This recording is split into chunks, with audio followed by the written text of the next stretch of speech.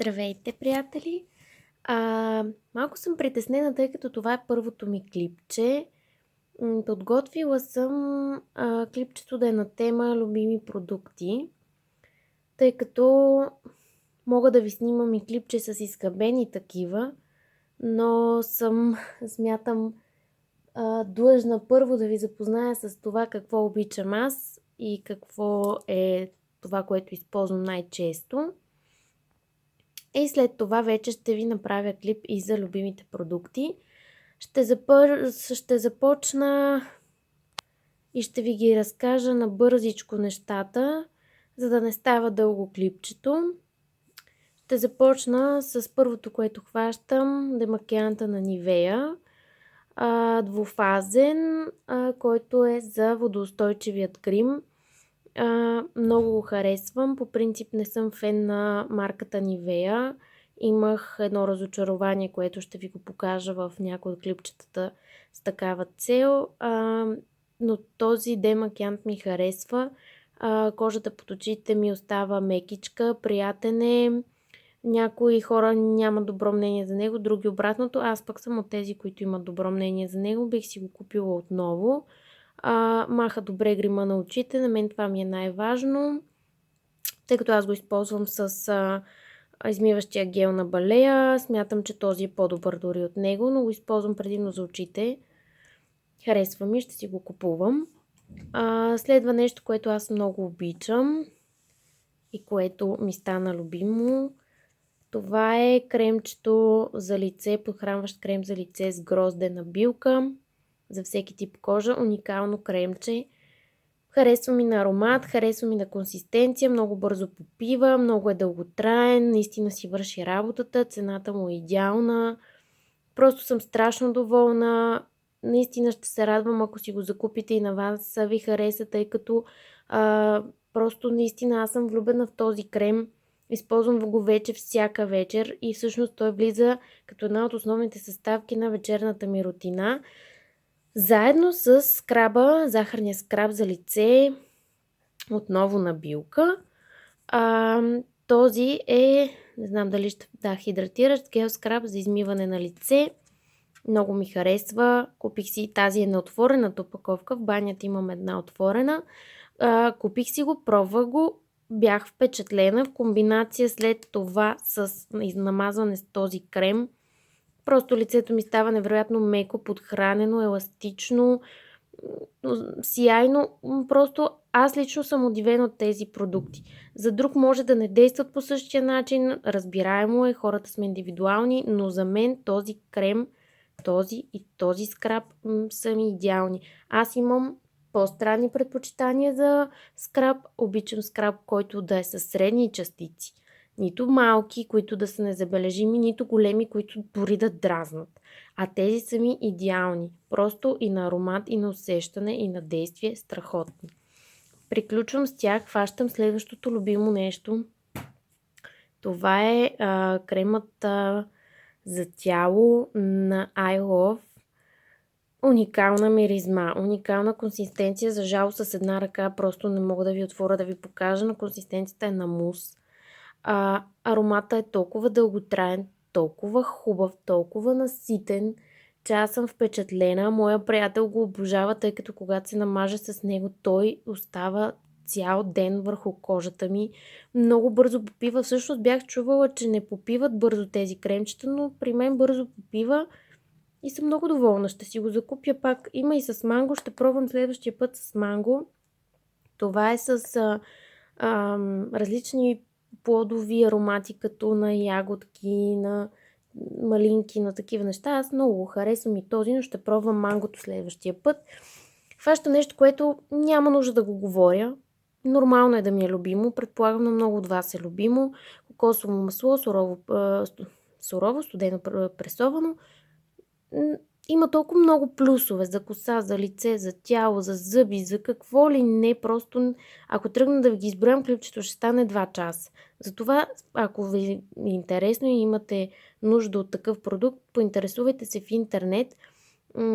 Аз го купувам за пореден път, но много бавно се изразходва, тъй като не е малко. и съм много доволна. Ще си го закупя отново, когато го свърша. Следващото нещо, което е наполовина, но бързам да го изразходя, защото срока му скоро ще изтече до 7 месеце. Това е натуралната розова вода.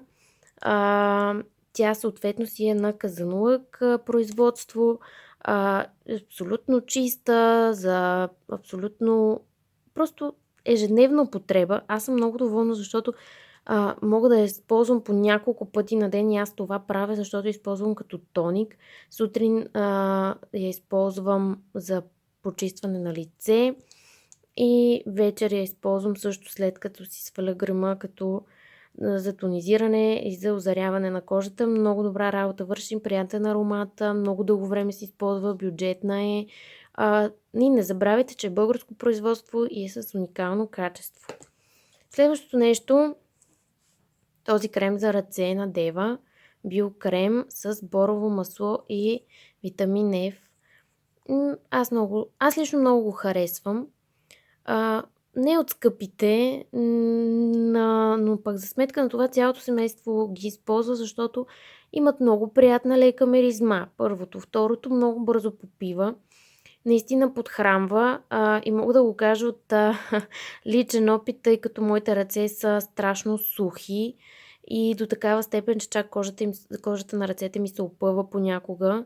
Ако на някой му се случва, знае, че е много неприятно, но този крем е уникален с тази цел, че веднага подхранва кожата за секунди. Не се тества върху животни, производство Европея, за всеки тип кожа. Просто много приятно кремче. На мен това ми е една от поредните опаковки. Набързо минавам към декоративната козметика. Любимото ми червило на Флормар, матово. Има много матови червила, като цяло имам много червила, но ще ви покажа любимото ми от другите видове червила и от матовете. Това ми е любимо, защото може би най-точно подбрах цвета, Nude 01. Най-точно си го подбрах, тъй като нещо не ме бива да си подбирам като че ли цветовете. Но това наистина ми харесва. Малко ми сушава устните, заради което слагам ето този балсам на Himalaya Herbals. Уникален е с кокосово масло.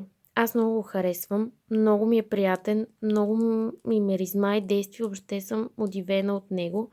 Ще си го ползвам, ще си го купувам. Цената му е достъпна. За основа на матово червило е перфектно. Тази очна линия на Golden Rose ми е любима, ползвам я от много години. Това ми е поредна опаковка, на мен ми е идеална за нанасяне, лесна ми е, приятна ми е, с твърда четка но това за мен няма никакво значение. Аз съм свикнала да си я нанасям с такава. Следващото нещо е на Avon едно червило. Показвам ви го, тъй като от тези типове червила това ми е любимото. Не знам, може би няма да фокусира. А сега ще ви кажа всъщност цвета му. Цвета му е Extreme Mayflim, нещо от този сорт. На мене ми харесва много. Даже е бая дълготрайно, наистина доказано при мен. Следващото е тази спиралка на Golden Rose отново. City Style маскара. Аз много я харесвам, честичко си я ползвам. Това ми е поредна опаковка и ще си я купувам. Може би всички я знаете и сте я виждали.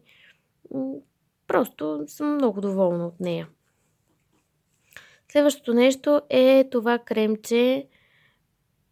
Защо не ми фокусира камерата? Не знам. Това кремче на BB кремче на Garnier. Много хубаво. Използвам си го много често. Някой път си го слагам единствено него. Не слагам изобщо фондютен. Разчитам само на него, тъй като има добро покритие. Има добра цена.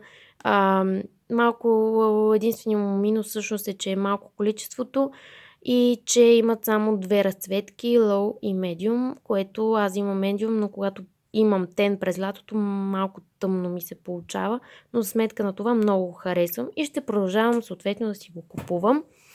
И последното нещо е на Larive Cash парфюма, много хубав, много дълготраен, любим ми е, подарък ми е, почти нов, но за сега само добри резултати получавам от него. Ще си го купя, може би и за в бъдеще. Ами това беше от мен. Благодаря ви много, че бяхте с мен с това клипче. Надявам се да ви е харесало, да съм ви била полезна и всичко, което ви показах до тук, ще има продължение и в следващи клипчета.